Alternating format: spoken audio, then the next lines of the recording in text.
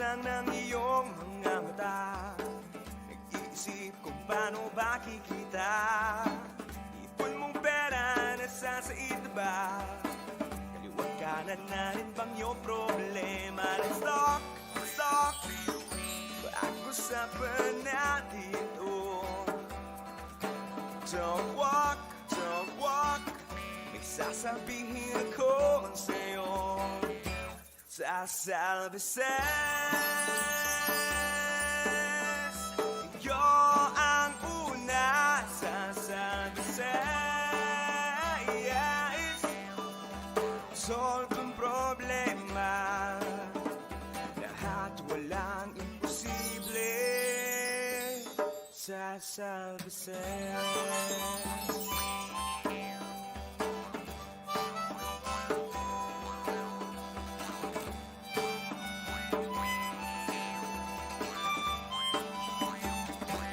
Ang problema nyo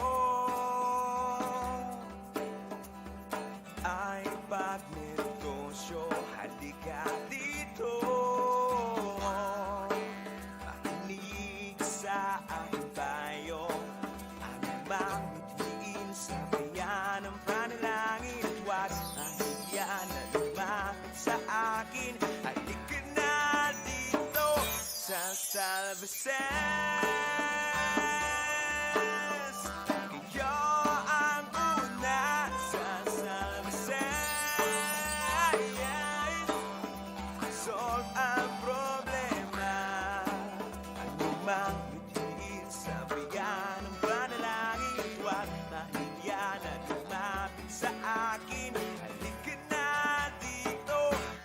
Salveses, iyo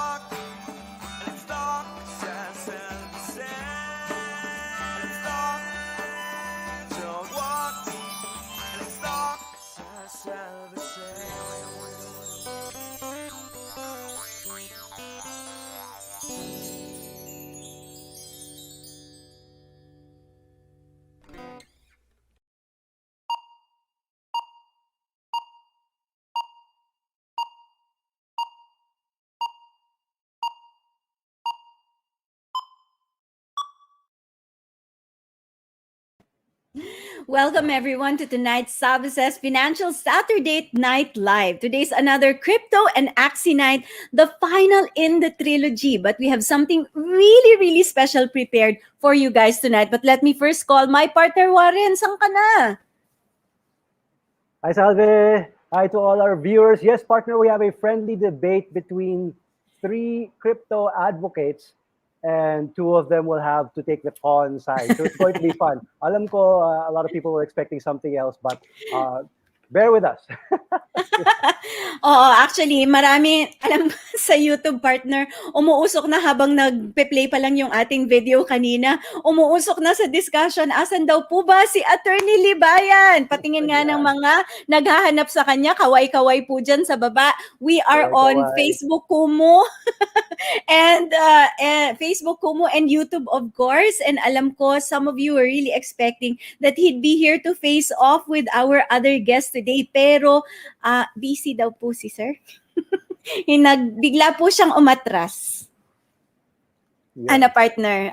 So we just respected his decision not to join us today because we also have many other advocates and experts on crypto that can provide us with the information that we need so that we can invest and invest intelligently. Di ba, partner?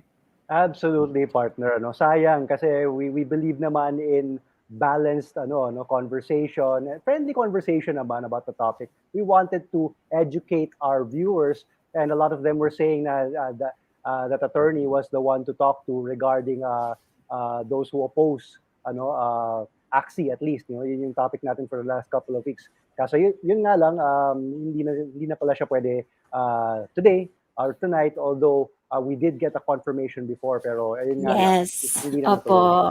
Yeah, we explained to them also na the reason why we announced this is because we got confirmation via text message and we have proof of those confirmations. Kaso sabi niya nga daw po, hindi daw po sila available today. Kailangan pa daw pong ayusin yung schedule nila. So bear with us, but I am very sure hindi po kayong kailangan umalis dahil uusok din po ang ating conversations tonight. Kami nga pa lang ni Warren, umuusok na, di ba? Lalo na dadagdagan pa tayo ng ating mga guests today. And I know this is hard, partner Warren, for all of our guests because they're all crypto advocates. Pero sabi ko, kailangan pagandahin natin yung show natin. Every show on Salveses is something that yung mga viewers natin will think about in the few days after they listen to us. So gumawa po kami ng game. Friendly debate ito. So although they're all crypto advocates, meron po akong prepare na very high-tech. Ayan, partner. Very high-tech to, ha? Little twin stars pa siya. Yeah, so what we're going to do is, I divided them into 2 groups, partner, and then mag-aano tayo by chance who is going to be on the pro side and who is going to be on the con side. Yeah, because our guests today, they don't go into things blindly. Pero when they decide to go into something, they're all in. Pero makikita nyo ngayon, pag nag-decide sila to go into something, they know what the pros and the cons are. And meron po tayong sponsored prize today. Yeah, whoever is going to win, hindi po to serious na debate, ha. Kami lang ni partner Warren ang judge dito. So, kung sino bet namin, yun ang mananalo. And the comments from all of the viewers. So, type in your comments, mag-vote kayo dyan kung sino ang feeling nyo may pinaka-strongest argument, and they're gonna get either a red wine from Woomera. It's the best. It's their sweet red wine. Either that or the sweet Moscato. Ay, nakikita mo ba? Yeah, parang naglaway ka bigla, Warren. Parang masarap nga, diba? Saka bagay kasi kailangan ng konting pampainit, diba? Malamig ang panahon. Correct. Pero before that, partner, meron tayong special guest before the debate. We have another winner of the 10,000 peso mutual fund during the Salve's anniversary special, the second of which we will be featuring on the show. Please bring her up, Miss Emeline Torio. Emeline, please come up. Emeline! Hi, Emeline! How are you? Nakamute ka pa, ma'am. Sorry po. Ayun! Hello! Alam mo, partner, I see Emily's post sa Salveses. Lagi niya yan sinishare. And she really Thank asked you. all of her followers to follow the page. Kaya maraming salamat. And ang ganda talaga nung entry mo, Emilyn, nung nung napa-contest tayo about your vision board. But first, tell us what Thank do you you do po. for a living? Administrative assistant po ako sa Dolag National High School. Ay, wow! So, nasa public school system. Yes. Mabuhay po kayo. Mabuhay. Thank you po. Oo, ang hirap yan ngayon. Oo. Wala pang face-to-face and Oo. nahirapan yung mga bata, no? Grabe. Opo. Yeah. Pati yung mga teachers po. Oo nga naman. Of course. Oo, yeah. Oo. Nako. So, ano naman yung reaction mo, Emily, nung nanalo ka? 'Di ba, ng mutual funds? Ano naman yung na-feel mo nun? Actually po, nung bandang dulo na, hindi na po ako nag-i-expect. Tapos nung binanggit po ni Miss Salve yung pangalan ko, halos himatayin ako sa tuwa. Ang galing. Nakakatuwa. So what was the experience like when so medyo nagulat ka, but when you actually got the price of the 10,000, ano yung na-feel mo? Kinakabahan na masayang-masaya. Actually, naiyak din ulit ako nung nakuha ko po yung prize. Kasi like, it's a good start. Thank you. And I think, yan, so if it's a good start, please stay tuned always and we will teach you how to grow your money kahit na paunti-unti. Ito yung lagi advocacy natin, Partner Warren, di ba? Even if you're just saving a little, as long as you're consistent and you're investing intelligently the money that you have, it will also grow. Ayan, so you can have the life that brings you joy. Ayan, so si Miss Emilyn, I know, is following us every day and promoting the channel. Ano po ang gagawin mo pagka, meron lang ako biglang naisip, anong gagawin mo pag nakuha mo na yung first million mo? O, di ba? First million ko siguro, tithes, and then i-invest ko lang po ulit, let the money grow. Kasi as of now, okay naman po yung emergency fund ko, nakapag-build na po ako. Although kailangan ko lang po siyang pagawin siyang 24 months na worth na emergency fund. And then, as much as possible din po kasi parang every year may 10,000 goal ako na at least ma-i-invest. And so far, nami-meet ko naman po siya. So, pag nakuha ko yung first million ko, i-reinvest ko na lang din po ulit para mas maganda yung retirement. Galing. True fan. Nakikinig sa lahat ng sinasabi natin. May emergency fund, may mga investment goal. Ang galing mo, Very Emily. nice. Tuloy-tuloy lang, Emilyn. And for everybody who's listening, our sponsors for our 40,000 peso giveaway ng mutual fund, one is a very kind but anonymous donor. Ayaw niyang sabihin kung sino siya, pero agad-agad siyang nag-transfer sa amin ng 10,000. The other one is Sun Life Financial. Nagbigay sila ng isang 10,000. And the other 2,000, the other two winners are sponsored by Dunkin' Donuts Philippines. So, magpasalamat po sa atin, tayo sa ating mga sponsors for all of these prizes. Thank you so much, Emilyn, for joining us tonight. We'll bring you down now. You may stay or you may leave. It's okay, lalo na kung may gagawin ka pa. I know it's a family weekend, di ba? Thank you po. Thank you. Keep safe, ha? Lakas ng ulan sa labas. Kaya nga po. Naku, nawala si Salve. Ayan. Nagsalit. Ito, bumalik. Ang lakas ng ulan, baka biglang na lang naputol ang internet niya. Naku, problema Oo yan. nga. Ikaw mag-isa. Oo nga, ako mag-isa. Pero let's get the ball rolling na. Medyo mahaba na yung natin. And I know everybody wants to start talking about cryptocurrency. So let's bring up the first competitor, si Maestro, Tony Herbosa, the Maestro of Tap. That's one of the largest social media groups in the Philippines devoted to trading and speculation with more than 150,000 members. Grabe, ang laki ng... Grabe. Thank you, Tony. Kamusta? More than 23 years of experience yan in investment banking, raising money through the capital markets, taking companies public. Ang dami niyang kliyente, lahat ng mga paborito niyong mga stocks. Siguro, kilala niyo, Ayala Land, Century Properties, Metro Pacific. Nako, ang dami niyang ginawa in his career. And we are happy to have him here. Thank you, Tony, for joining us. Naku, Warren, eto si Maestro talaga. Tingnan mo, Tony Stark ang peg niya, guys. Diba? And he is that cool also. Maraming nag-hello sa iyo, Tony, sa Kumu, sa Facebook, and sa YouTube also. Ang daming followers nandito tonight. Marami kasi ng crypto, mga millennials, so I have to feel millennial, di ba, Salve? Like that. Mga millennial tayo di ba? Hindi ka naman tumanda, Tony. Ano ba? Matanda pa kay Randall. Hindi sinasabi yan. Ano ka ba naman? Alright. Let's call in also Marvin Guermo, President of StockSmarts Inc., a seasoned investor, author, YouTuber. At pero nung tinatanong ko siya, partner, anong gusto mong introduction? Sabi niya, okay na yung A Friend of Salve. No?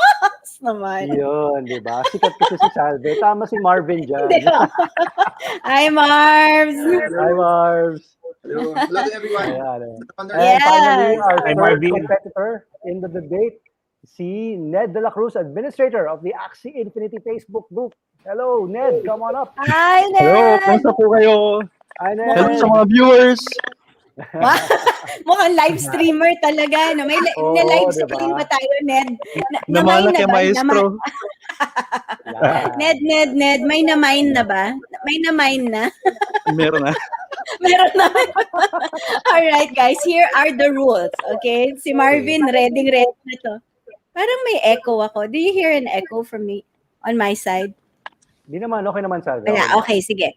So here are the rules for one cheap bottle of wine and a lot of great fun. Team 1 is Tony alone. Pag-isa ka, Tony, tonight. Okay. Wala kang kakampi. And then, Team 2, paghihiwalayin ko muna ang love team ni Tony at saka si Ned. So, Tony and Ned will be on opposite sides tonight. Tony will be alone and Marvin and Ned will team up.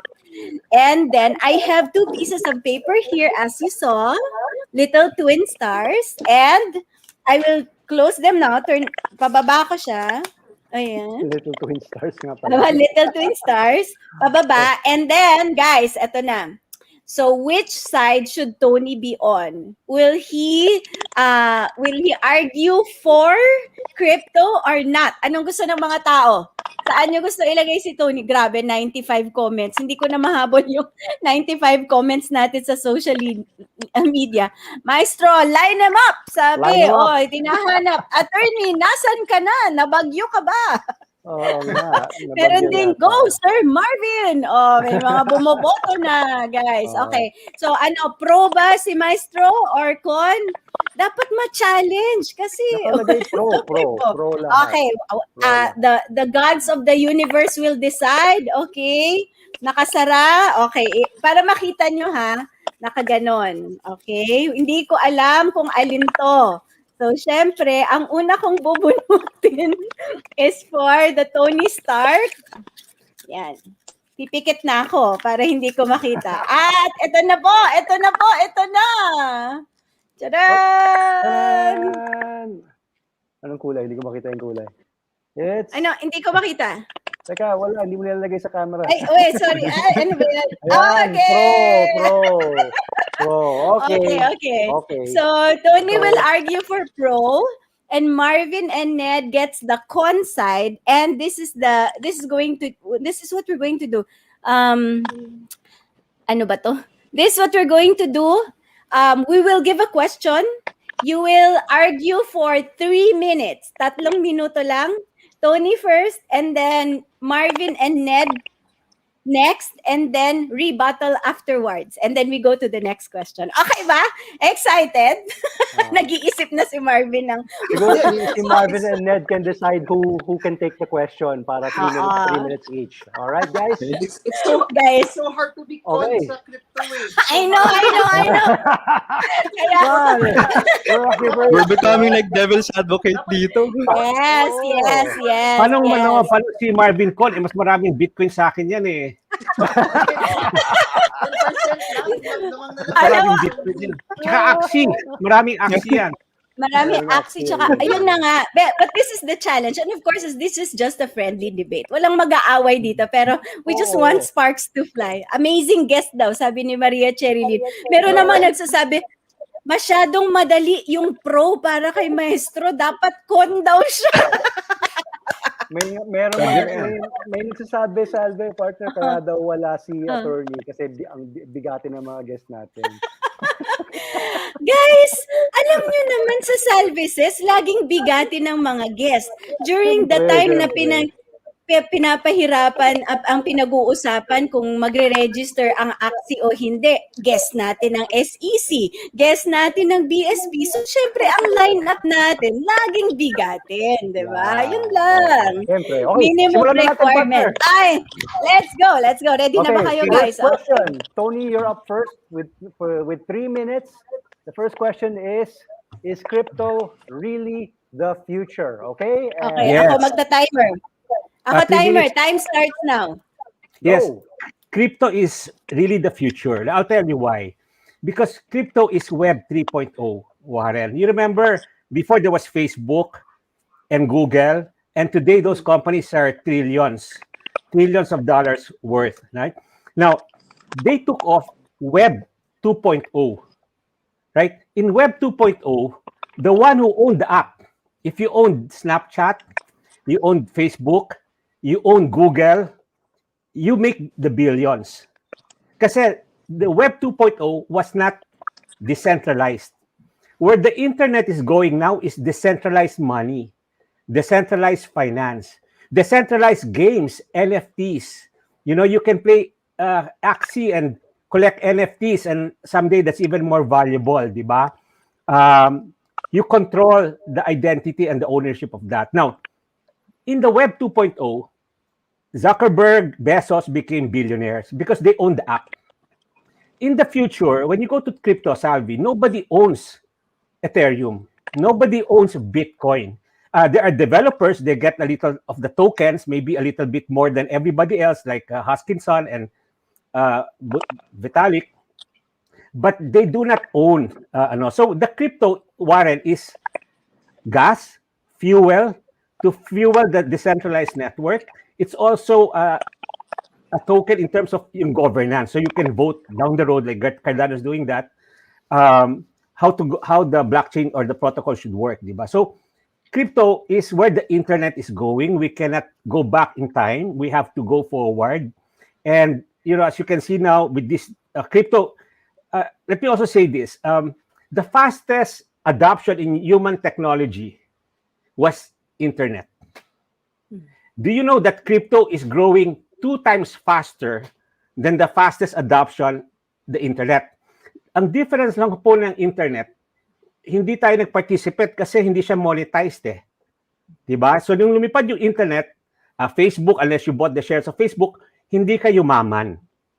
Ngayon, everybody, if you have Binance, if you have Coins.ph, you can participate in the wealth that is going to be generated by this new opportunity when it's moving towards decentralized network. So, what's the future? Like what you guys are doing, Warren, Salvi, you're doing podcasts, di ba? Nobody watches TV anymore. We're going to move towards that. You know, you decentralized browser like BAT. You know, it's everybody can do her own show. Salvi can do her own show. Facebook, nobody will fact check you anymore, because it's going to be towards decentralization, diba? Nobody owns it, and there's no Mark Zuckerberg says, ayoko to, you cannot, or Twitter cancel certain people. So basically, that to me is the essence of the future. And, Alright. galing! Hindi pa umabot. Alright! Thank you. Okay. For the consign. Grabe. Alright, the consign. Marvin muna. Marvin. Okay, Marvin. We'll do ano na lang, Timer? one half each, 1.5 minutes each. One. Sige. I'll say this, iba talaga pag sobrang yaman yung intro, ibang klase yung dating ng Bitcoin. Parang gusto mo na magtanggal sa fiat pag di magsalita. Okay, crypto is not the future because it's the now. It's not something that we wait for in the future. Daya mo! Totoo. Tapos, that's one. Number 2, It's already here. Crypto is not the future because I think, and this is just my opinion, there are 11,000 cryptos. There will only be maybe less than 5% that will be part of the future. Because if you look at how it has been, nagbabago yung market cap ng mga top 10 5 years ago, with the exception of Doge and Bitcoin. Iba na yung composition ngayon eh. So, for those two things, I don't believe it's the future because it's already the present and not all cryptos will be there in the future. Yan, but... You're making me cry, Mark. Okay. Ned, baka pwede ka mag-aras ng Yeah. Actually, I'm thinking of the same line with Sir Marvin because I experienced the bull run of 2017 and I invested in a lot of ICOs then.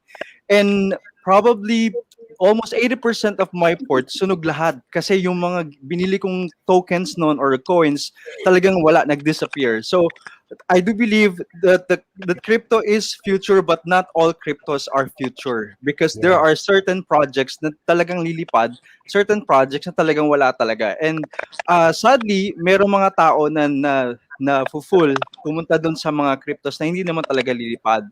Pero if long term, yes, crypto is the future and again, crypto is now but not all cryptos will go in the future. So yun yung point. Ayoko, hindi ko na kayo hindi ko sabi ng iba, wala na, tapos na, gagaling nila. Yung con naging... I think that's very good. Balita ko. Go. Sige lang, go ahead. Maganda yung sagot nila because for average people, that's what counts. You know, they might be in the wrong crypto. Yeah. Okay. Alam mo, babaguhin ko na konti yung game, matitigas ulo nitong mga guest ko. Ang daya nyo, for every side, magpapalit ang pro and con. Okay, we're going to do this again. Sige. Go ahead, Marv. Go. Part of the future, balita ko magkakaroon sila ng smart contract bukas eh. And that will be part of the future. Yun lang. I think, okay, the rebuttal will come from me and Warren now. Kasi walang magre-rebut sa inyo. Tawa ng tawa, guys, yung mga tao na nasa stream ngayon. Kasi, because of what has happened, yung con naging pro. Ang kulit-kulit nyo daw. Okay, alright. Next question. Go ahead, Marbs. Sige, pagbibigyan kita, 30 seconds. Na-convince ako kay Tony eh.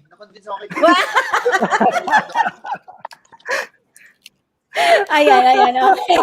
Wait lang. Try nyo naman durugin yung isa't isa. Ano ba, guys? So that we know. And it's also important. The reason why we're doing this is that before we go into investing, we can't go in blindly, as I said earlier. And I know you guys know all the cons. And people need to know those also so that they can judge for themselves. They're not just following gurus or si Tap or si Marvin or si Ned, but they're doing their own analysis inside. So they need to understand also all the con sides so that when they go into it, buo yung mundo nila. Hindi di ba yung tipong naglagay na sila ng 100,000 nila for fractional shares tapos biglang may nakita silang nakilala sila online na, oy wait, mali yan. O tiklop na, di talo. So it's good for everybody who's listening to know all the cons. Yes, Tap. Can I do the rebuttal para I'll just build on what they said? All right, let's go. Okay, my rebuttal is actually maganda yung point ni Marvin and Ned. It's not going to be the future for the majority. Tama? The majority who don't know what to buy and they buy the bad coins, the shit coins as we call it, no? Yeah. But let's assume na lang na they join Tap or they listen to Marvin and they know what to buy. I will say that it's the future because even if it's now, tama rin yung point ni Marvin, it's growing even more in the future. Like for example, Salvi, in 2017, Bitcoin's market cap was 150 billion. The PSE was 300 billion. Almost today, the PSE is still 300 billion. Bitcoin is almost $1 trillion. So the money is still flowing in the future, Marvin, towards crypto. And it will continue to flow towards crypto because this is the first time that people can participate in the internet. Hindi tayo nakaroon ng ganun chance. You could bet on the internet before or you could bet on Facebook or Google. Ngayon, we have a chance. So I'm just adding to what Marvin said na Na for a lot of people, if they don't know what to buy, the future is not there. That's great. Yan. So nagno-notes ba kayo, guys? All right. Let's go for the second question. And I Okay. think it's very important. I will first Yes. pick Marvin and Ned side naman. Lalagay ko dito. Okay? I'm closing my eyes now. Pag con pa to, iba na. May nararamdaman ko na siya. Okay. Sabi ni Uno the One sa Kumo, Sir Marbs, ikaw ang nag-influence sa akin sa crypto. Umayos ka. Okay ha, wala akong alam dito. This is Marvin's side. Up. Camera. Put it on the camera. There you go. Pro. Okay, baliktad. Oh. Ikaw na naman mag-con ha. Alright. Warren, give the second question. Second question. Can crypto die? So, ang position ni Tony here is it will. Ano yung possibility? What are the things that will make crypto die? Let's go, timer. So pro muna, di ba? Sige, pro muna. Marvin. Pro muna. Ako yung con eh. Ako yung Nawala si con. Marvin. Yes. Nawala si Marvin. Marbs. Okay, Ned, you first. Go ahead. Yeah. Control, we need the timer. Okay. Control, we need the timer. Okay, go. Okay, Sige, I go think crypto will not die because we've seen that already. How many times Bitcoin died, and it's still resurrecting every now. They said, "Oh, Bitcoin is dead. This project is dead." Even now, AXIE, SLP, maraming nagsasabi, "Oh, talo na yan. Magsasarado na yung AXIE and everything." But eventually, in time, bumabalik ulit eh. Kasi the growing interest of people coming into crypto is growing. So why will it die? And at the same time, they already provided good solutions for those financial questions and scenarios na talagang kailangang bigyan ng tuon para ma-resolve yung financial crisis and some financial issues that's happening in the world. And crypto was able to provide answers for that. So I don't think it will die. Okay, Marbs. Okay, Marbs. Okay, I don't know for 95%, no, but I can only speak for the big one. So I'll narrow my answer to Bitcoin lang. Sobrang simple lang siya, mano. For so many years, they've tried to ban Bitcoin, but no matter how much they ban it, it just gets bigger.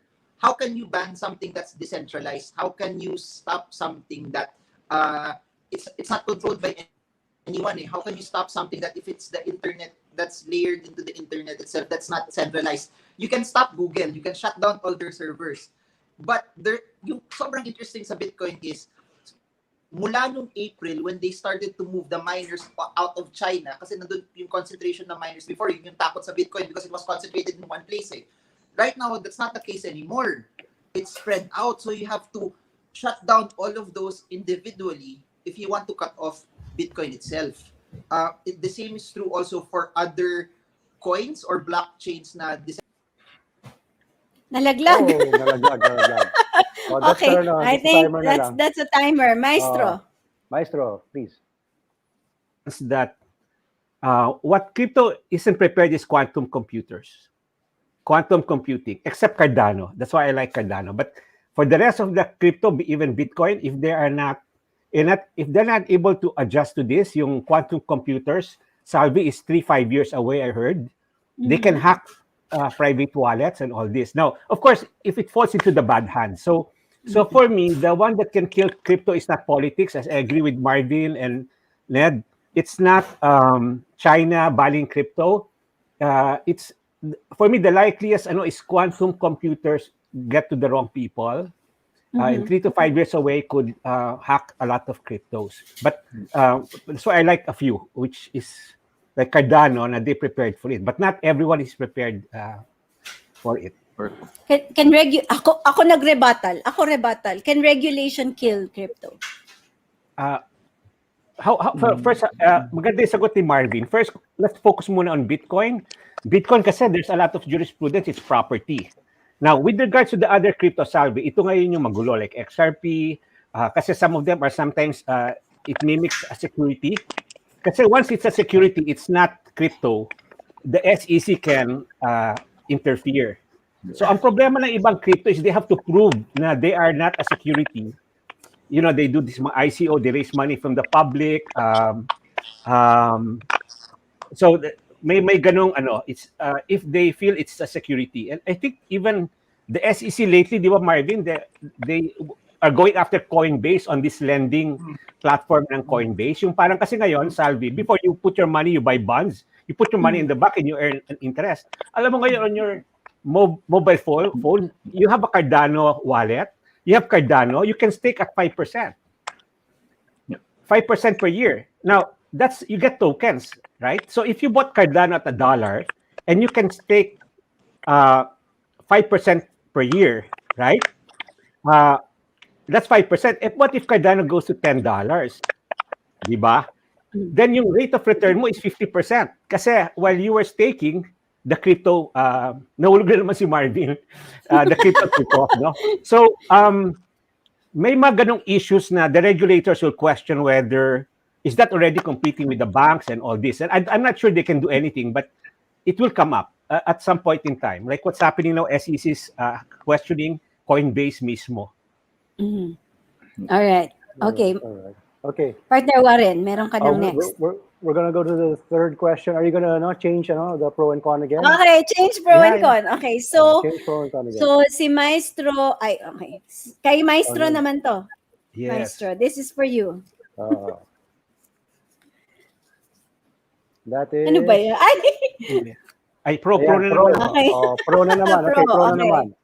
Maswerte here's ako. the question. But the question is, so ibig sabihin, Yes. pro ka dito sa question. And this Yes, question yes. is, Warren, go. Yeah, interesting to kasi there's a country that's already using Bitcoin as legal tender just this week, si El Salvador. And alam natin yung nangyari so far, no? Pero the question is, should central banks all over the world eventually adopt crypto? Okay, Tap? Wait, So ang sagot mo is yes. You're the pro. Yeah, for me, yes. One is there is an interesting article that Fidelity, which is the largest investment fund in the world, came up with. And what was that? They said basically Bitcoin can hit $100 million 2035 and $1 billion. One Bitcoin, $1 billion 2038. In fact, I shared that in Tap. Now, let's assume that's 90% wrong. Let's just get 10% of that. Right, that's still $100 million if it's not $1 billion, right? So parang for me, the future, Warren, your kids, my kids, this is how I look at the future. I was telling this to my wife. My kids in the future, you give them land, they're not going to go to the raw land. Our lolos, they collected raw land. Why? Because yung ipapamana nila sa Salve, lupa. Our kids, will they go, you give them raw land, mas squatter yun. You know why? Because they will not go to the raw land. Mahinang Wi-Fi eh. You know? For our kids, everything is here. You know, my mom put up a beach house in Batangas. Kami, we love it. The kids don't want to go there. Mahina yung Wi-Fi.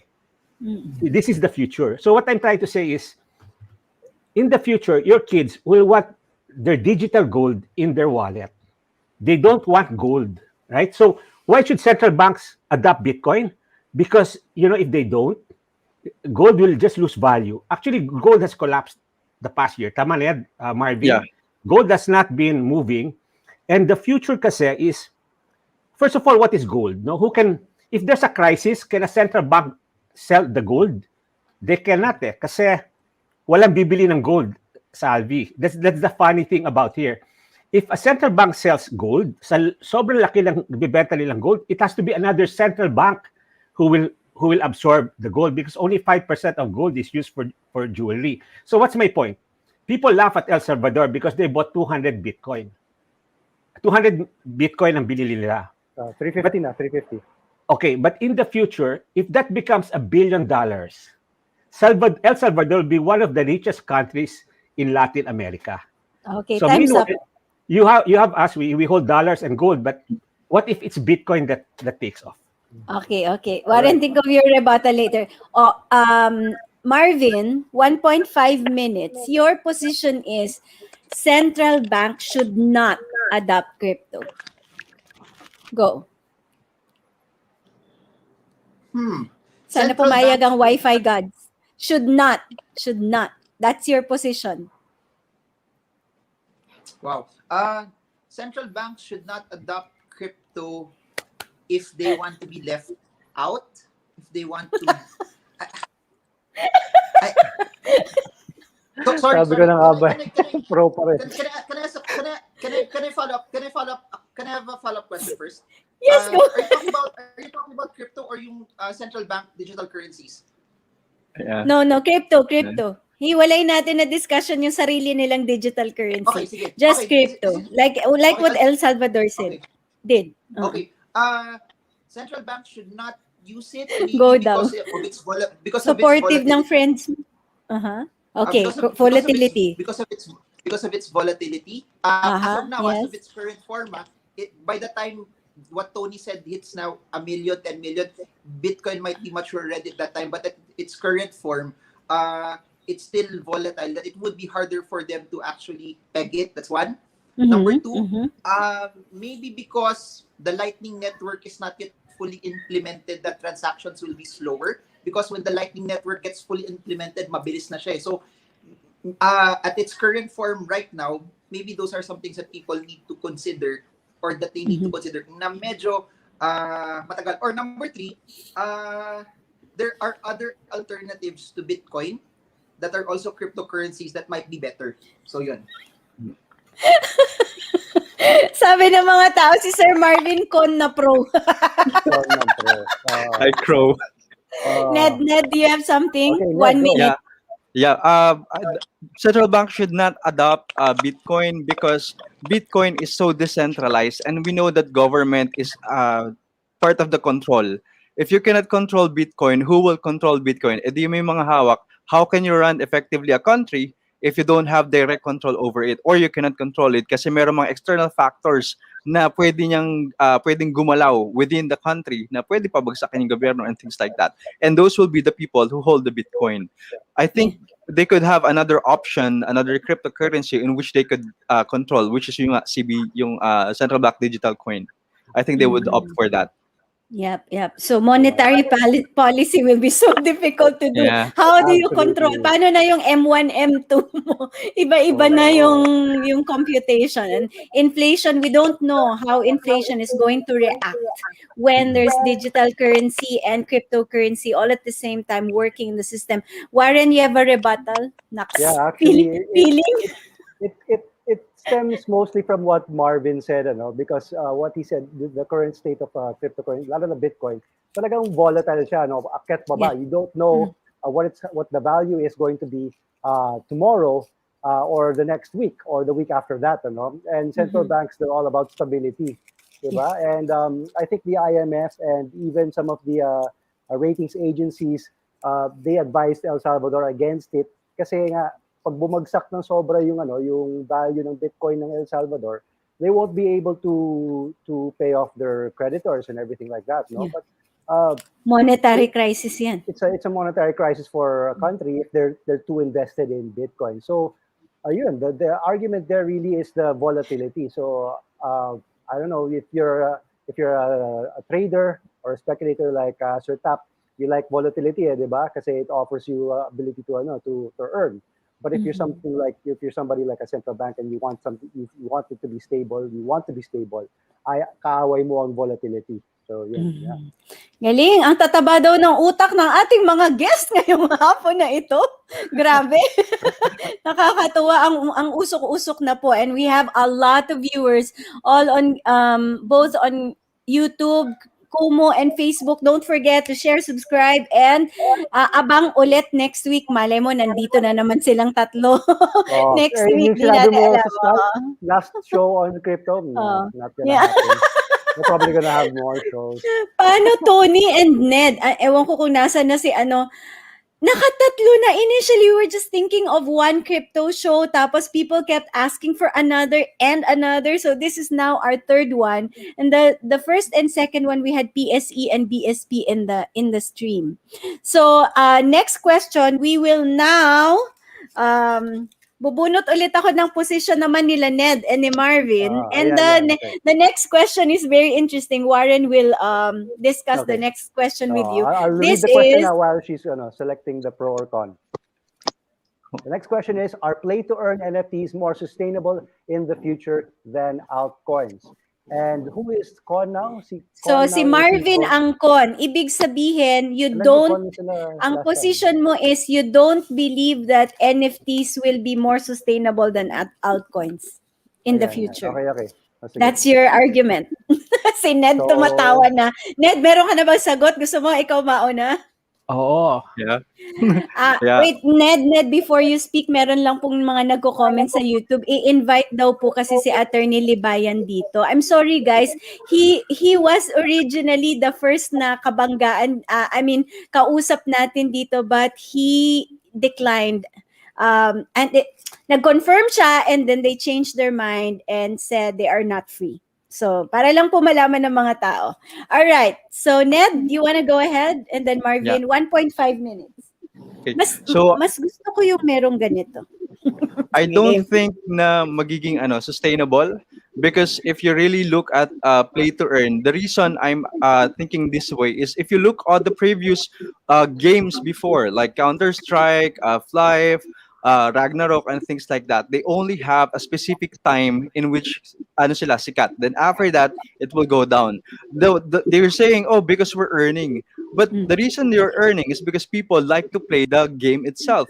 If no people will play the game, how will it continue to earn? The second is, meron pa mga dadating na bagong mga projects within the play to earn na probably pwedeng itapol yung famous ngayon, which is AXIE and everything like that. Although I know the developers are eventually thinking futuristic, they will improve on the game and they will provide a lot of opportunities for people to play and at the same time to earn. But tatagal ba siya within the next 10 years? Siguro dahil sa dun sa game mismo, I think it will die down, but there will be someone who will go again and be the number one NFT play to earn. All right, Marbs. All right, okay. Marbs. Okay, I'll say this first to clarify to everyone. No, all of those play to earn games are riding altcoins. So for the NFT game to be successful, the altcoin should also, kung saan siya sumasakay, should be also successful. I like what Ned said that hindi lahat, after some time may dadating na uso, na mas uso kaysa dun sa luma. So may mga games na hindi masyado kilala or trying to be like AXIE, for sure that or they're trying to be like it or trying to get the traction that AXIE is having, they might have a harder time. Kasi we are at a point right now that wala pa yung mga games na may intellectual property. You haven't seen Blizzard, you haven't seen EA Sports come in eh. AXIE is so relevant na siya lang yung sumikat na walang IP. So later on, the ones that will makakalaban na ng mga current games ngayon, yung mga big companies already that are actually seeing that, this is so interesting na people can make money off or play blockchain games. So it won't be so good for everyone else, and there will be a couple that will be like Mobile Legends, that will be like the top games that will surpass years. Like, for example, I'll end it with this. StarCraft 2 came out 2010. Up until now, 11 years after, I'm still playing StarCraft 2. So there will be some games that will transcend years, but that won't be the case for 1,000 other games. Pero ganun din sa altcoins though. Not all altcoins will last. So anyways, yun. Okay. All right. Ang init-init. Everybody, konting break time muna tayo. At si Tony. Oh, it's Tony. Sorry. Tony, patawad. Okay, let's go, Tony. All right. If they can last better, I think so. NFTs and DeFi staking could outperform the altcoins during the bear market. Kasi you know what we've seen 3-5 times is pag bear cycle, Bitcoin collapses 80%, the altcoins collapse 99%. So what we haven't seen now in this cycle is what if play to earn, because people are playing it, it's a slightly different ecosystem, yung mga staking coins where people earn 3-5%, could they outperform the rest of the altcoins, which normally collapse 90%, you know? So there's a chance. Nobody can really say it won't happen. And I also think that there will be a lot more exciting games that will come out. So it would depend more on the creativity of the developers and all this than the cycle. Kasi dati cycle eh.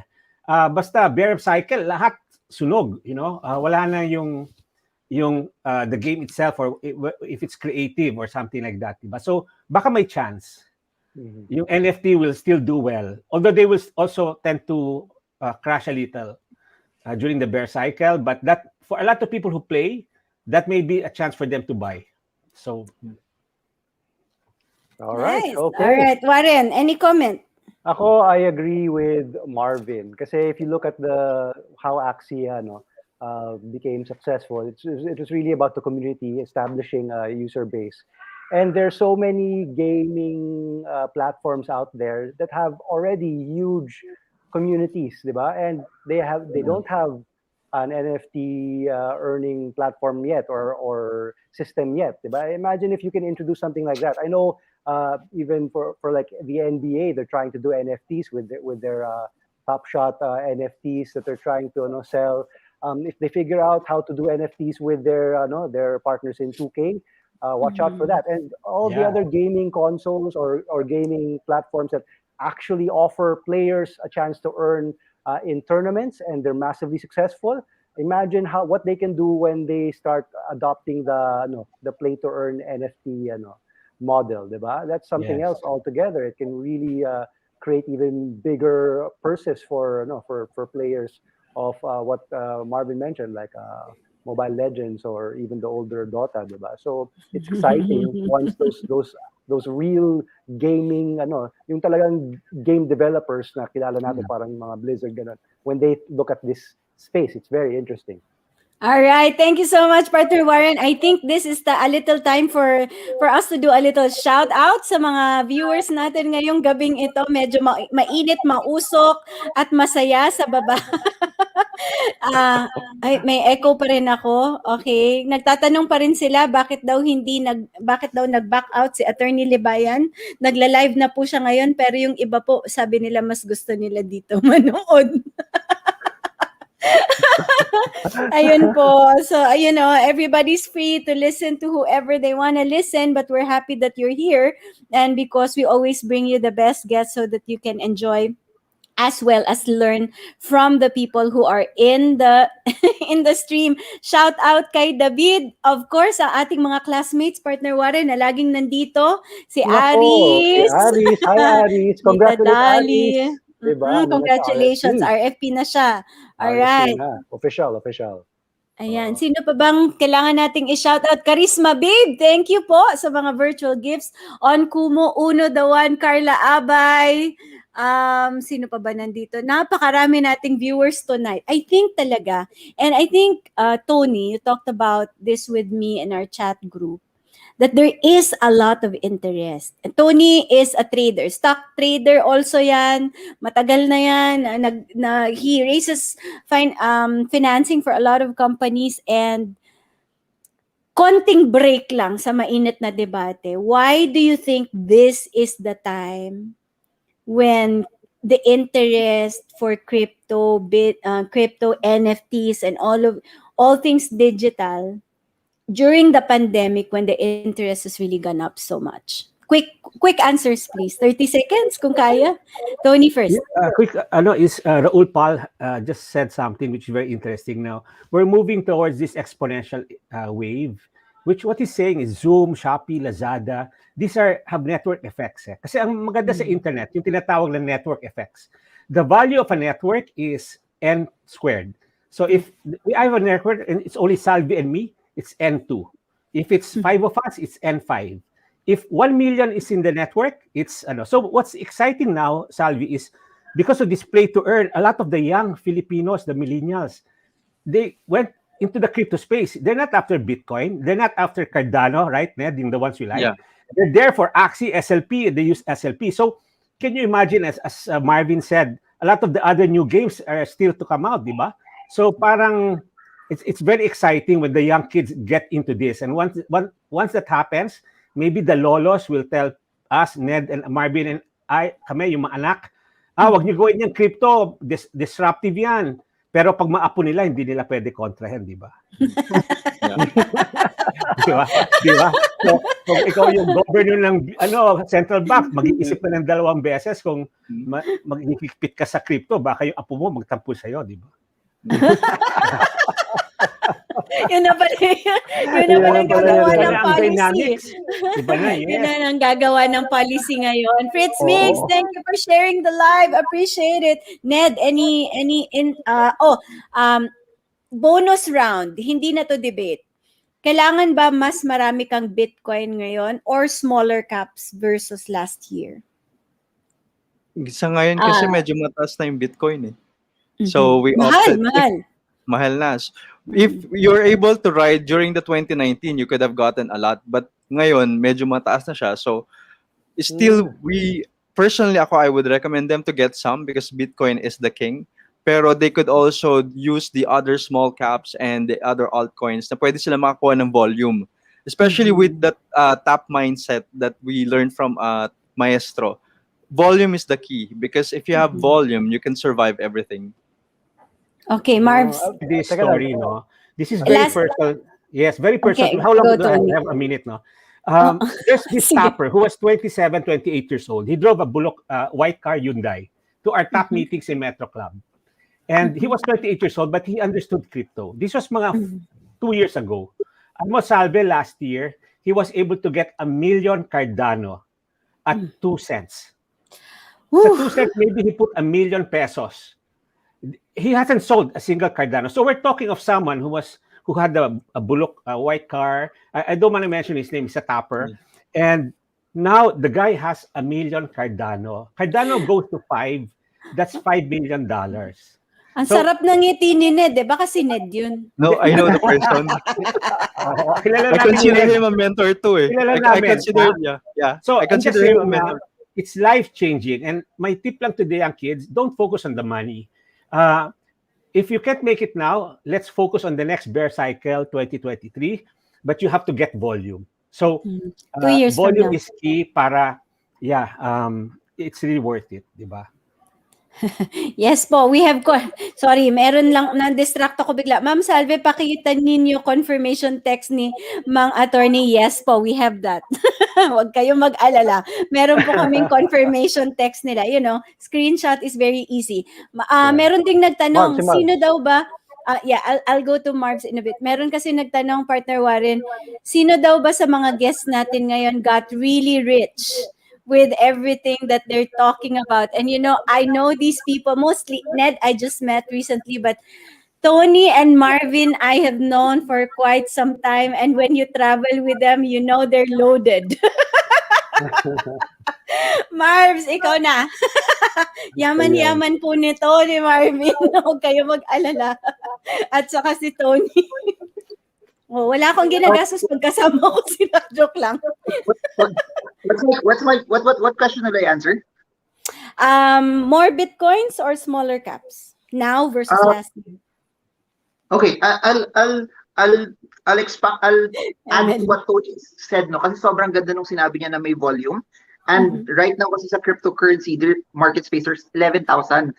My suggestion is above and beyond adding volume, you add volume to the token and the coin that you have spent hundreds of hours studying and you have the most conviction in.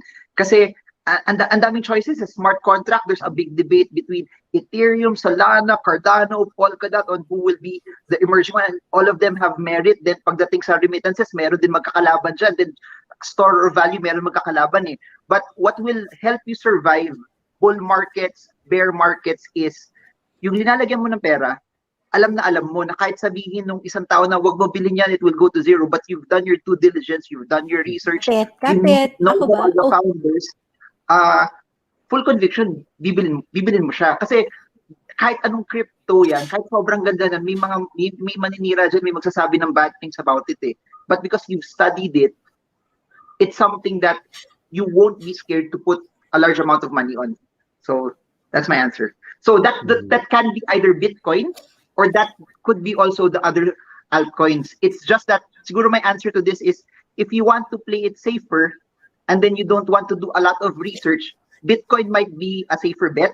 But if you want, like what Tony said also and Ned said, that larger amounts of upside still, yung altcoins will give you more volatility also, especially yung mga mas bago. Nice. Okay. Partner Warren, you have one question before we read a question yeah. from the I wanted viewers. to ask lang si Ned kasi Ned mentioned that medyo mataas ang Bitcoin ngayon. Pero it's really off the highs this year, no? From April. So you're saying it's still expensive at these levels? Yeah, especially if you're able to get in below 10,000. So medyo mataas na yon. And at the same time, a lot of people who would like to invest really doesn't have that amount of money. If you compute it, for example, yun yung ginagamit na example namin sa top, if you have 10 coins worth 100 versus 100 coins na 100 pieces then, if the 100 just goes to like $1 to $5, it's 500. What if, for example, yung 10 goes only to 5, so you only have like 50? So that's the reason. Tama yung sabi ni Sir Marvin. You have to choose the correct you have to do your due diligence to get the better altcoins or tokens that you want to go. But you also have to put volume in it. And for me personally, I cannot put volume in Bitcoin anymore. Yes. Okay. Because it's Very too high.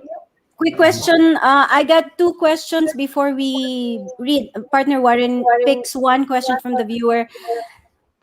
We've been talking a lot about the value of this. How about the timing?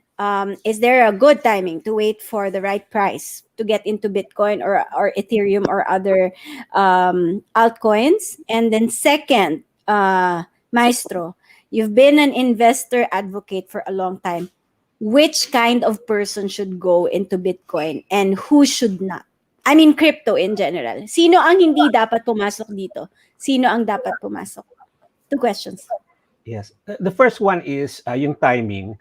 Sa top, di ba, and Ned knows this, we have this analogy or metaphor. We always say, sa crypto, you have to ride in Baclaran, get down in Monumento. Ngayon, the bus is already in Cubao.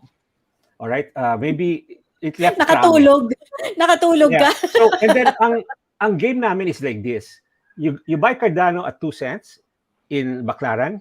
You don't go down in Taft Avenue and say, I made 200,000 pesos or something like that, diba? So parang you have to stay from Baclaran all the way to Monumento. So my job as the mentor is I have to lead it right. So once it gets to Monumento, I have to tell the tappers, you have to start selling 20%, 30%, program selling na tayo. And also, just to what Ned said, last year, I told everyone, if you're high risk preference, 50% in Bitcoin and Ethereum. If you're low risk, store of value is Bitcoin, so 70-80% in Bitcoin. Today, I'm saying 20% Bitcoin, Ethereum. But you can't put more than that, as what Ned said. Mahal na. Parang you won't get the volume. And it's kind of funny because the first Bitcoin, I know I got 200,000 pesos. I got at $3,000. My father, who I convinced him mga 3 months ago to buy Bitcoin, nagbigay siya ng 200,000 pesos, he got 0.06 Bitcoin. So wala, as Ned is saying, wala nang volume ngayon sa Bitcoin. We have to wait for the next parang collapse. Which is when? I know you know when. Okay, that's a good question. There are two schools of thought. You have si DIY investing, December. And then you have the guys who are saying, Benjamin Cohen also is around December, di ba? But slightly lengthened. So pwedeng December to March ang peak nitong market na to. December 2021 to March or April 2022. And then but 2024, halving na naman. Sabi, maghahati na naman si Bitcoin yung block rewards. Magbubull run na naman tayo 2025. So the best time to buy for me is 2023. So what do I tell the tappers? Ganito. If you bought Cardano at $1, it goes to $10. When we hit the peak at $10, you have to sell 10%. Why? Kasi you get your your principal out, di ba? Yeah. And then you have to sell another 10% para you have cash pang bili. Di ba? But, so 20% is yung minimum. Kung pumasok ka sa $1 at lalabas ka sa $10, pero kung pumasok ka sa $1, lalabas ka sa $5, at 20% is your minimum. Plus, if you wanted to have cash, maybe 40% is you double that. Parang ganun yung mga rule of thumb ko as a trader. Ned Marvin, who do you think should not buy? Those who doesn't study crypto and Yes. doesn't want to learn it because masusunog lang sila. Yung marami kasi ganun eh, 'di ba? Hindi ko talaga magets, 'di ba? Maraming ganun. For me, the best way is to find a mentor. And that's the reason I'm very grateful to my mentors, especially to Maestro and some of the mentors I met in TAP who were able to guide me. So because I'm not really techie, I don't understand much of those information that's being provided. But eventually, because of the mentors na nandiyan, they're teaching you, they're guiding you, eventually you will learn. So you need to find a good mentor, especially sa mga taong hindi talaga magets yung concept niya. Yung mga tao dito na ang mentor nila si Marvin, naghihintay na sa sagot. Okay. If I can add lang, Salvi, it's easier to make money in crypto than stocks. I'm saying that as a 20-year veteran. You know, it's funny because I see young kids, tappers also who are in the stock market. And you know, what was the stock market bull run? The last one was 2010 after the subprime, Salvi, to 2017. Yeah. 7 years yung bull market. A lot of my tappers, naipit, ganon, they left. Sometimes 70% don't go up, only 30% go up in a PSC bull run. Then the blue chips hardly go up.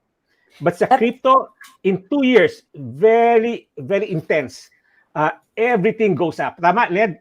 Even Yes, XRP and Dogecoin, Yeah, Doge. I have a everybody friend. goes up. So parang sabi ko, parang for newbies, this is a perfect to make money kasi you don't have to be smart. You ride in Baclaran, get down in Monumento, you don't have to be a trader. You don't have to do any of those short-term charts. Di ba yung nakikita mo sa na sell dito, buy back here, ganun-ganun, di ba? You have to time it. Everything is timing. You have to read the RSI, you know, very few people make money that way. Sorry, in TAP, walang kumikita doon because di ba, Ned? But if you just bought like this guy, a lot of Cardano at 2 cents and you never sold. So parang that's what's exciting. 2023, maybe we will buy Solana, AVAX, Cardano, Marvin, Bitcoin. Maybe we can buy it and just hodl. Yung Thank big you, word Tony. sa crypto is hodl. Hold on for Yeah. dear life. Hold on for dear life. I know someone who bought Bitcoin at 200. Never let go. Marvin. Galing. Ay, hindi ko pa sinasabi na si Marvin yan, pero pwede rin. I think I'll just say this. I was with Marvin when he was in the process of buying Bitcoin. And I will say this, hindi ko talaga makakalimutan yun, Marvs. We were talking about this in the airport. You were trying to convince me to buy. Go, Marvs. Trivia. Kasama rin si Tony doon. Yun yung nasa Dubai. I know. Yeah. That was all of us. That was 2018, March 2018. Oh, yung off the hook. Yun. So, pauwi nun.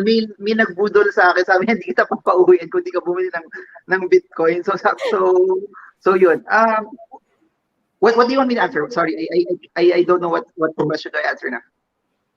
Tuloy nakalimutan ko din. Sino ang hindi dapat bumili? Yun na. Ned said it properly. If you do, I wanna study it. Don't understand it, don't study. Kahit anong investment yan, kahit stocks yan, kahit bonds yan, kahit real estate yan, kahit franchise yan, kung hindi mo naintindihan, no matter how shiny it is, don't go for it. Kasi there will always be an opportunity based on your skill. I'll say this also. The ROI is in whose hand is it on eh. So, if that person is talented in real estate, yun talaga yung alam niya, he can still have an allocation in cryptocurrencies, but you always stick to what your core is. And don't just shift because sikat siya ngayon eh. And I've seen so many people kasi lumilipad, nakikiuso lang sila. If your whole reason for doing it is nakikiuso ka without studying it, I think that's where the problem will be. But cryptocurrencies itself, Bitcoin itself, it's neutral eh. It's on whose hand, on who's the person that's putting money into it. Fantastic. Very well said. Partner Warren, your questions from the Actually, viewers? Diretso na tayo sa mga questions sa mga viewers. Go, Ang go, daming nagsasabi dito na gusto nila ng mentor. As a friend, baka Okay. pwede na i-mentor sila. Sino ba yun? You can just join the top community, guys, join on the top Facebook. community. Just go Yeah, there. We'll let Follow you guys si Herbosa, sobrang yaman yan. As in, super. Sports car peg. Okay. Si Ah. Tony Stark. Okay, go. Question from the viewers. Ang daming mga comments really about the debate that was supposed to happen tonight. So people were really wanted to hear that.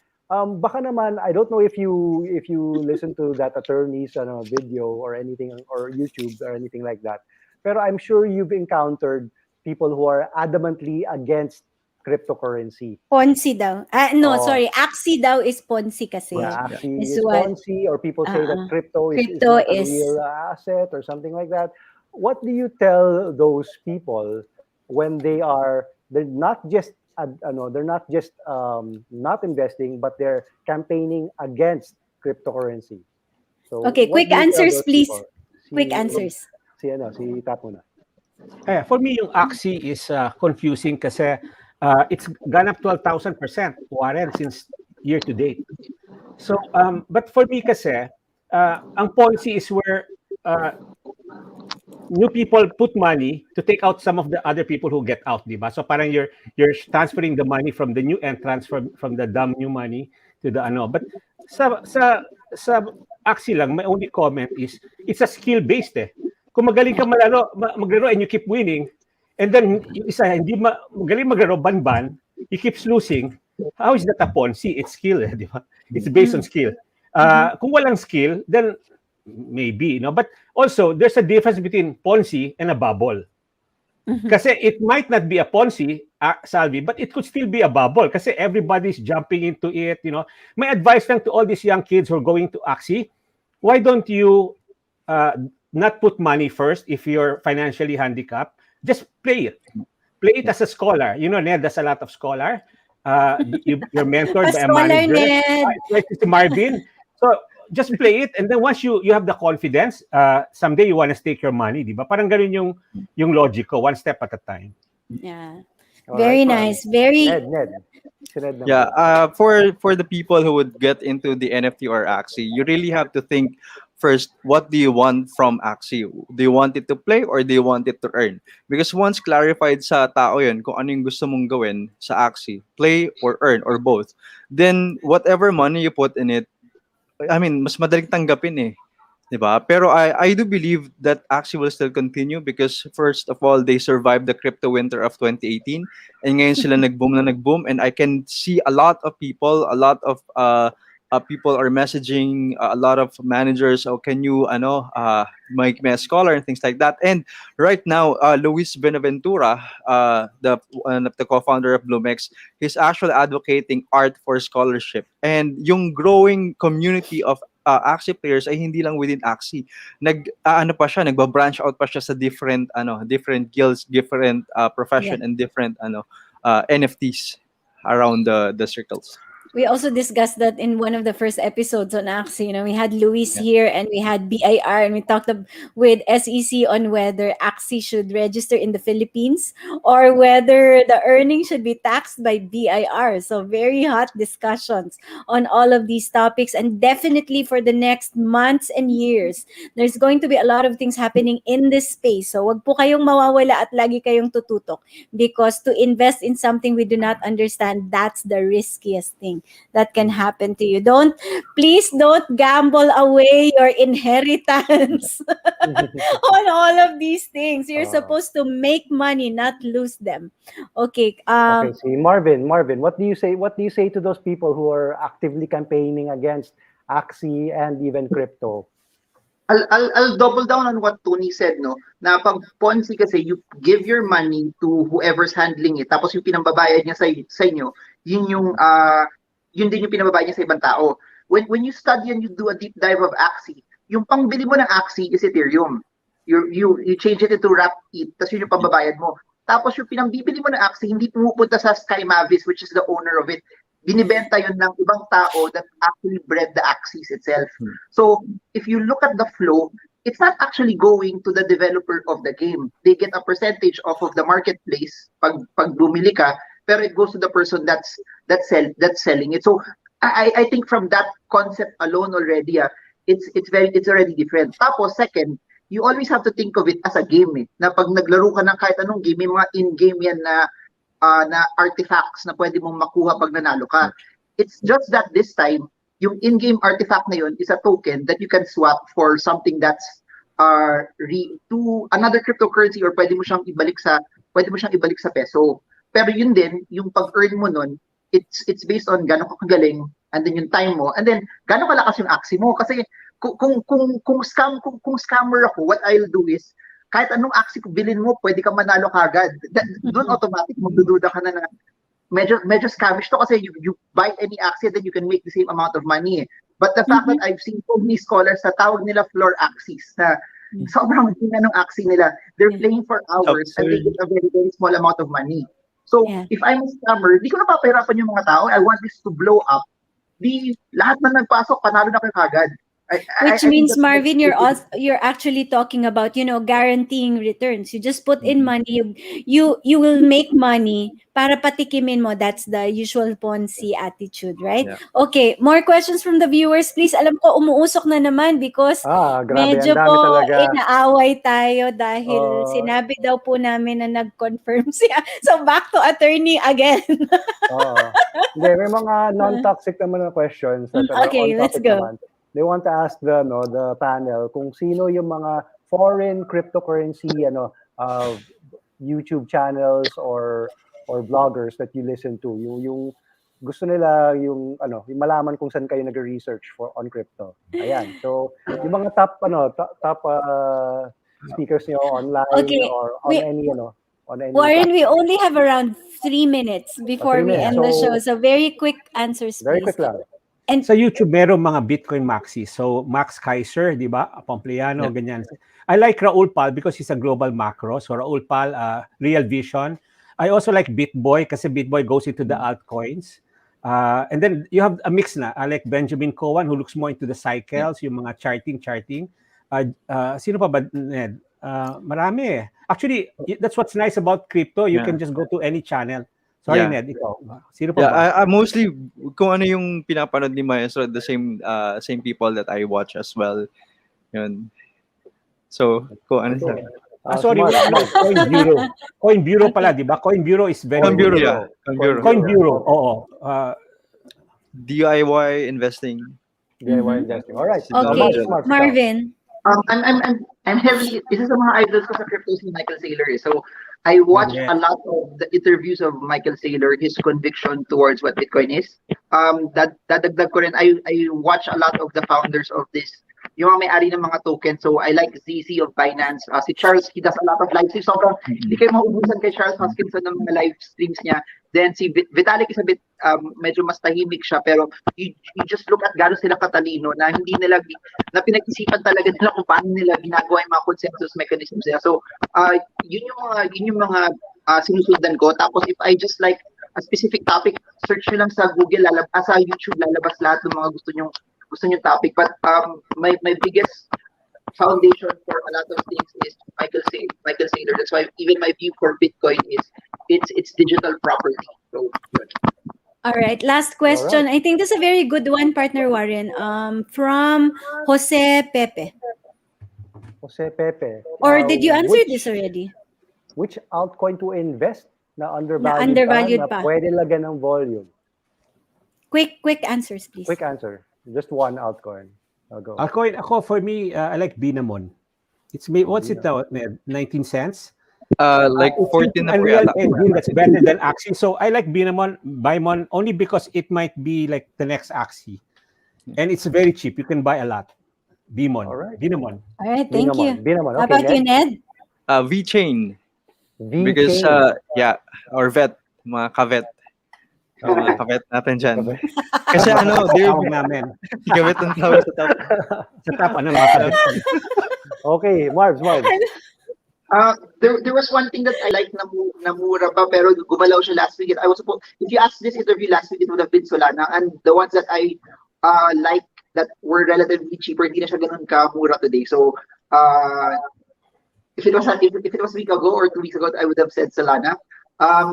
Maybe they could look at the ones that are connected to DEXs, Uniswap, SushiSwap, PancakeSwap, something like that. All right, thank you so Okay. much, guys. You know, if we're going to stay for another 30 minutes, baka i-charge na ako ng mga guests natin ngayon. We're very, very grateful that you are here, partner Warren, of course. Final words from everybody before we end the stream.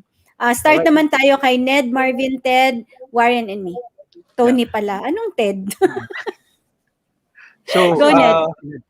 So for those who would like to learn more, i-plug namin yung top group if you want mentorship and everything. Open ang top for new members. You can just subscribe and things like that, so we can share knowledge about crypto and things like that. Crypto is very life changing, especially for me. I'm partly retired already because of cryptocurrency, and sana kayo din. I came from nothing. I'm here now. So yung mga tao na gusto maging involved sa crypto, you'll be able to go where I'm right now. Thanks to Nice. Maestro. Thank you. Marvin. If you want financial information, follow Salve and Warren weekly. Then, go to Tony Herbosa and Ned. You will learn a lot from them. They're very, very nice people. And siguro I'll end it with this. There's a lot of talk about scam ba yung crypto or maganda bang investment yan. Take the time, do your own due diligence. It's better to try it on your own. Spend 10,000 hours, 100 hours learning about it. Because when you learn about it and then you actually try it, you will figure it out kung parang sa'yo siya o hindi.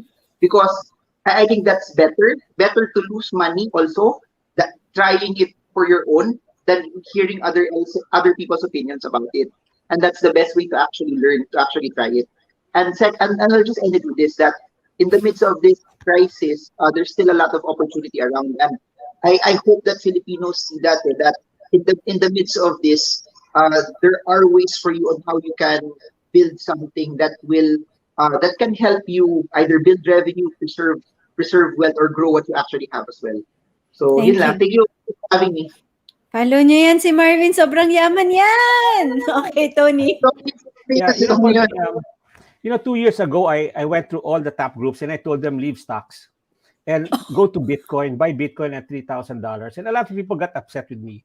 But the thing for me kasi is, I saw stocks 1986 to 1997.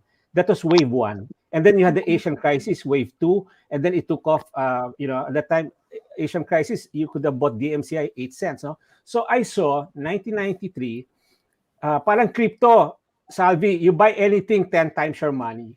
But the PSE is already wave 4. So PSE 1986, wave 1, 2, 3, 4. Ang crypto is wave 1 pa lang. So crypto is very early. And the money is global. I always tell people, buy Bitcoin. Why? Because Bitcoin is Force Park. Buying Force Park 1970s, 1980s. I have a friend who, in 2010, he said, my house in Force Park is worth 200 million.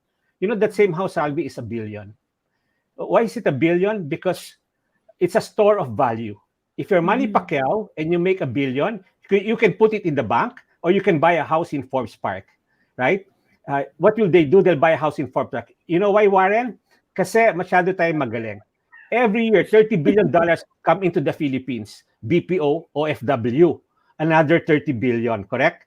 So the central bank, Warren, has to print pesos. So you have these special deposit accounts, trillions na. Kasi if they don't convert the dollars limited by the OFW, paano mag-grocery yung mga families?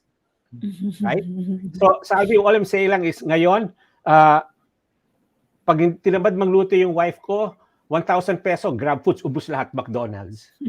Panahon namin ni Marvin, date kami sa Greenbelt, 1,000 pesos, 1 weekend na yun.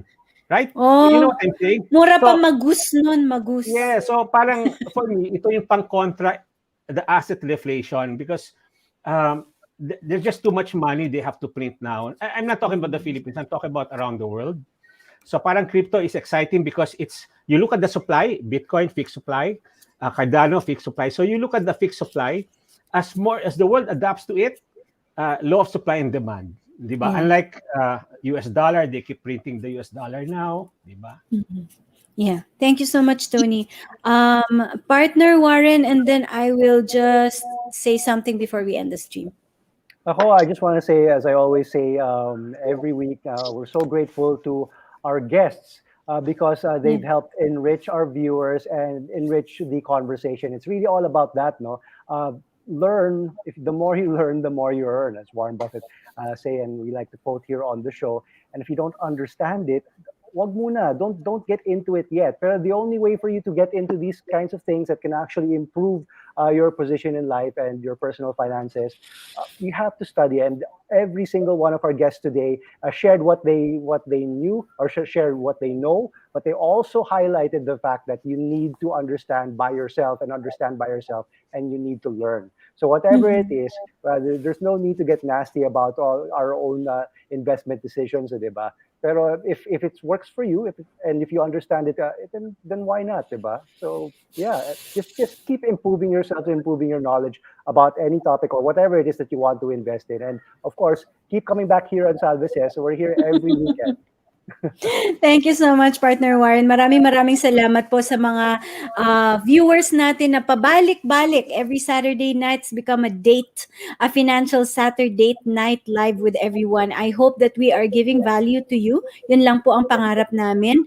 And bago ko makalimutan, sino ba, Warren, ang mananalos ng ating prizes? Nako, ang hirap, ang hirap.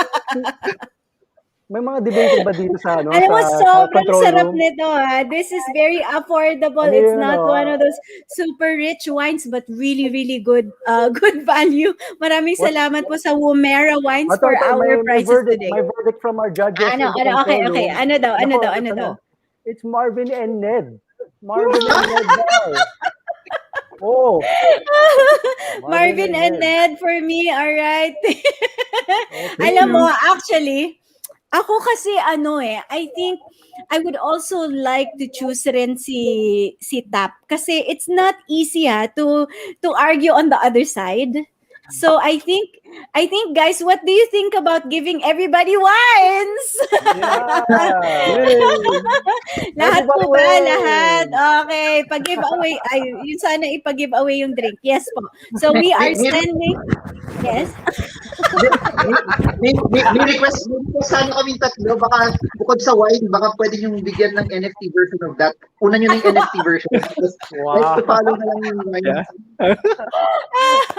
Well, thank you. So we will be, humihirit pa to si Partner Warren. Dapat daw pati siya may wine din. I will be sending 4 wines to all of the 4 gentlemen in my show today because this has been such a fun night. Please kindly enjoy your Woomera and you can post about it if you like the taste. I'm sure you will like it. Sino ang white? Sino ang red? Because you White. can choose. White? Any. Red. Any red? Marbs, ikaw. May viewers din daw. So, si Tony red, white si Marvin, white si Ned, and red si Warren. Okay, thank you everyone for watching tonight. Let me just again, sabihin ko lang dun sa mga nang-aaway sa akin sa baba. Okay? We have screenshots of confirmation. And we are not interested in fighting Attorney Libayan at all. We invited him with the best of intentions and he confirmed and he said when we posted about it that he is no longer free. He's not free. Hindi daw sila nag-confirm. So I said, we respect your decision and you don't have to come. Ganun lang po yung sinabi ko. So, wag niyo po kami aawayin because all we had in mind was this, a fun discussion among friends. It doesn't have to be toxic because here in Salve Says, we're all after a joyful, intelligent conversation. Di ba, guys? Yeah. Alright? Okay. Madami na pong toxic sa mundo. Pati po yung politika toxic. Wag na po nating dagdagan. Di ba? Alright. So, please, guys, the world out there is difficult today. There's COVID. We are fighting a lot of things. So please stay safe. Please stay safe also in your investment. So always kung may risks, dapat alam ninyo yung pinapasukan ninyo. Good luck to everybody who wants to go into investment. Study well. Thank you, everybody. We're ending tonight. See you again next week, 8 o'clock, the same time, same place. Only here on Salve's YouTube channel. Subscribe. Huwag pong kakalimutan. Baka manood lang kayo, hindi man lang kayo mag-subscribe. Makukurot ko kayong lahat. Tsaka sa top, tsaka kayo, follow nyo sila. Tap. Top and Follow, Pati kay Sir Marvin. Tap. Marvin social media is also hitik ng mga learning. So follow his YouTube channel, his Facebook, his IG. Nagti-TikTok na rin. Hoy, Tony, nagti-TikTok ka na ba? Hindi pa. Ano ba yung ano? Ano ba 'yon? Nasa Makati na, Tony, yung bus ng TikTok. Ngayon ka palang sasakay. Galit na. All right, very, very happy to have you here with us tonight, guys. Maraming salamat. Love everyone. Bye. Guys, bye-bye. Bye po. Thank you, Emily.